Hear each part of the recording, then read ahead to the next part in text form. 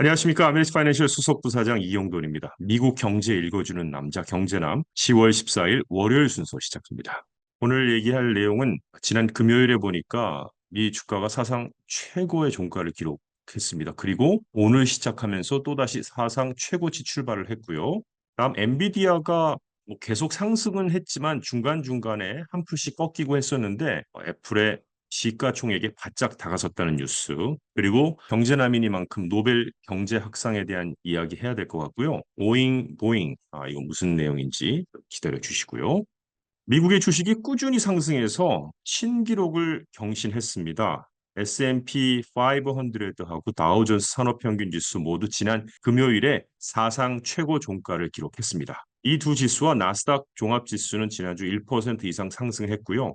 투자자들이 미 대선, 중동 분쟁과 연방준비제도 정책을 모니터링함에 따라서 주요 일련의 실적도 주식이 기록적인 상승세를 이어갈지 여부를 결정하는 데 도움이 될 것으로 보여지고요. 자, 오늘 S&P 500은 또다시 사상 최고치로 출발을 했습니다. 지난 주말에 JP모건 체이스하고 웰스파르고가 발표한 3분기 실적이 예상보다 높게 나오면서 시장을 사상 최고치로 끌어올리는 데 도움이 됐고요. S&P 500는 사상 처음으로 5,800포인트를 넘어섰고 블루칩으로 구성된 다우지수도 사상 최고치를 기록했습니다. 뱅크 오브 아메리카에 따르면 지금까지 30개의 S&P 500 기업이 실적을 발표했고 평균적으로 월가의 실적 추정치를 약 5% 웃돌았습니다. 자, 이는 지난 분기 같은 시기에 컨센서스 3% 상회보다 높은 수치입니다. 미국 증시가 새로운 고점으로 상승하고 있음에도 시장에서는 3주 후에 치러질 미국의 대선과 급등하는 국채 수익률, 연방준비제도의 정책 완화 속도에 대한 불확실성, 중동의 지정학적 위험 구조에 대한 불안감은 여전히 남아 있다고 합니다. 지난주에 반등세로 돌아선 엔비디아 주가가 오늘 미 증시 개장 전 거래에서도 오름세를 보이면서 애플의 시가총액에 바짝 다가선 모습입니다. 엔비디아 주가는 지난 금요일에 134.80달러로 마감해서 시장 가치가 3조 3,100억 달러에 도달했습니다. 같은 날 시가총액이 3조 4,600억 달러인 애플과 1,500억 달러밖에 차이가 나지 않았는데요. 애플 주가가 계속 동일한 수준에 머문다고 할 경우에 엔비디아의 주가가 141.02달러를 넘어서면 엔비디아가 세계에서 가장 가치 있는 기업이 되는데 오늘 애플 주가는 개장 전 거래에서 0.3% 오른 228.18달러를 기록했습니다. 엔비디아가 애플을 넘어서게 되는지 보는 것도 또 하나의 관전 포인트가 되겠는데 엔비디아 주식은 지난 6월 18일에 135.58달러로 최고치를 기록했었죠. 벤치마크인 나스닥 종합지수가 22% 상승하는 동안 올 들어서 지금까지 172% 상승했습니다. 엔비디아는 6월 분기에 전년 동기보다 122% 증가한 300억 달러의 매출을 보고했고요. 현재 엔비디아는 36.6배의 예상 수익 비율로 거래가 되고 있고요. 팩트셋에 따르면 엔비디아를 다루는 65명의 분석가들 중에서 93%가 매수 또는 이에 상승하는 투자 의견을 갖고 있습니다. 한편 엔비디아는 11월 14일에 실적 보고를 합니다. 자, 어닝 시즌 실적 발표들이 계속 나오고 있는데요. 주요 은행들이 빡빡한 실적 발표 주간을 이끌어가고 있는데 실적은 JP모건 체이스하고 웰스파르고가 지난 금요일에 예상보다 나은 보고서로 실적 시즌을 시작하면서 새로운 시장 기록을 견인한 후 이제 나오게 되는데 금융업체와 함께 주요 항공사, 의료와 미디어 기업이 이번 주 동안 실적을 발표할 것이고 주로 이제 주요 보고서는 다음과 같습니다. 화요일엔 존슨앤존슨, 뱅크 오브 아메리카, 월그린스 부츠 얼라이언스, 그다음에 골드만삭스, 시티그룹, 유나이티드 에어라인이 화요일에 발표를 하고요. 수요일은 모건 스탠리, 목요일은 넷플릭스하고 금요일에는 프록터 앤 갬블이 발표를 하게 됩니다.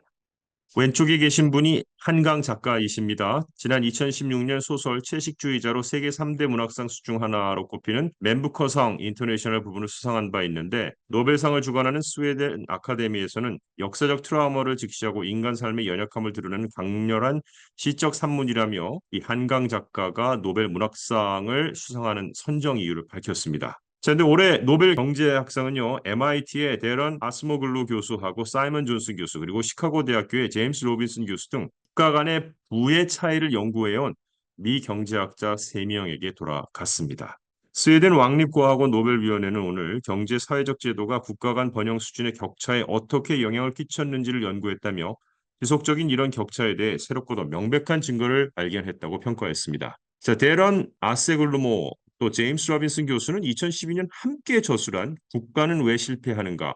Why Nations Fall이라는 저서에서 아프리카와 같은 빈국들이 실패한 원인을 보수의 권력이 사리사욕을 채우는 적인 경제 제도에서 찾았다. 그리고 경제적 인센티브를 창출할 수 있는 포용적 정치 경제 제도를 갖춘 국가가 번영할 수 있다는 게 이들의 설명입니다. 노벨상은 생리의학상부터 경제학상까지 올해 수상자 발표를 모두 마쳤고요. 시상식은 노벨의 기일인 12월 10일에 열립니다.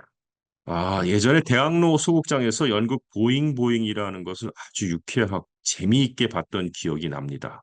자, 그런데 실제로 우리가 알고 있는 이 보잉은 문제가 커져가고 있다고 하는데요.